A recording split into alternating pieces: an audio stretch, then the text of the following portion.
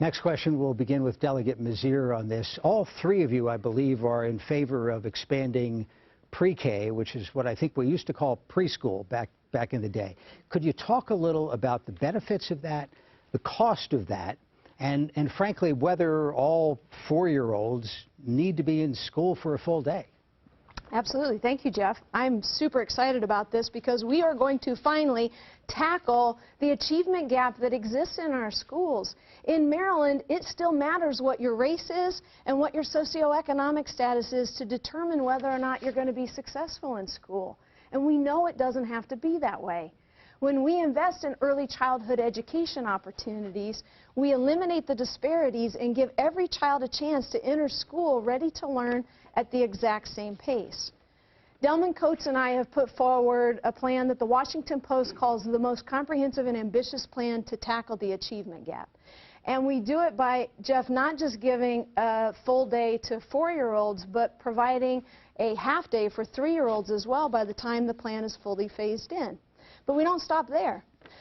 Before you get into pre-K, from birth until age 3 is just as critical. And we have to invest in making affordable child care a reality. Families need a place to send their children that is a quality, nurturing, educational environment for their kids. And right now we have a low-income subsidy that had 20,000 families on a waiting list trying to get access to that.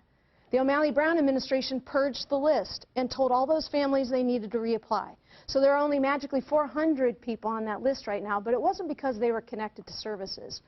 I end that waiting list, boost the value of the voucher, and turn it into a middle-class benefit so that families can earn as much as $54,000 a year and still have access to that subsidy.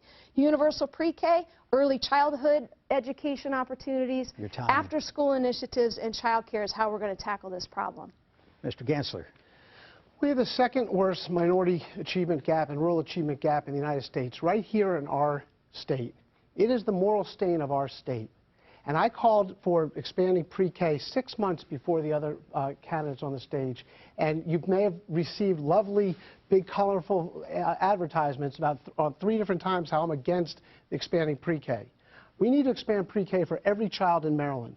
But we need to start with the people that need it the most to address this gap. And the fact of the matter is it would be irresponsible to say we're going to do it for everybody tomorrow. We can't afford it.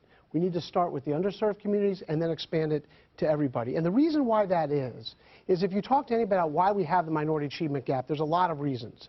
But one thing is for sure.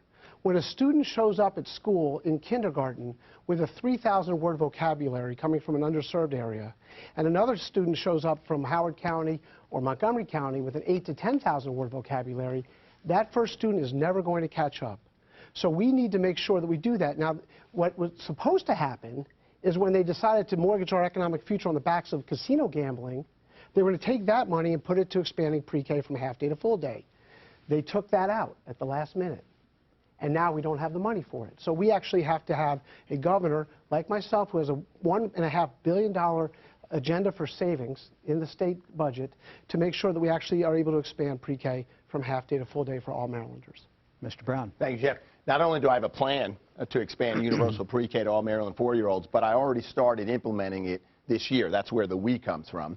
This year, the governor and I put $4.3 million in our budget as we moved eligibility from 185% above the federal poverty level to 300. So we're going to expand pre-K already this year, 1,600 students. In the Brown-Ullman plan, we're going to go to universal half-day pre-K by 2018, and we are going to fund that, and this is the facts, with revenues from expanded gaming. The law was changed, so it will fund universal pre-K. When we go to full-day universal pre-K by 2022, that's going to take a little bit more of a traditional funding relationship between state and county government. And we've got between now and 2022 to figure that one out. But I think there is a fundamental disagreement on this campaign. I think I'm probably a lot closer to Delegate Mazier, and I do see over time getting to the 3-year-olds. I'd like to educate 2-year-olds in early childhood education, and we'll get there one day.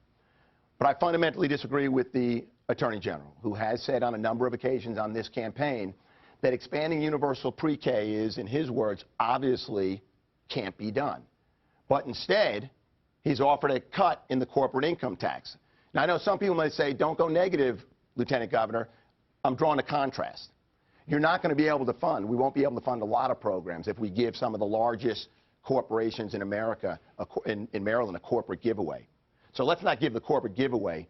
Let's give to our 4-year-olds and perhaps one day our 3-year-olds a universal full-day pre-K education.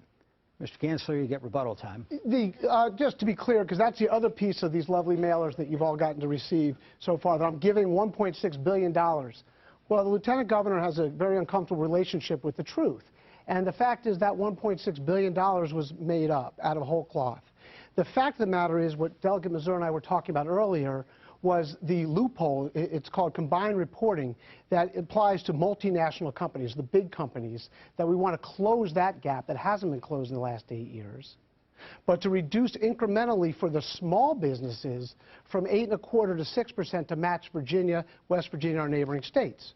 And that way we could stop the exodus of small businesses out of our state, create more jobs, increase our tax base, and be able to fund things like pre-K from a half day to a full day.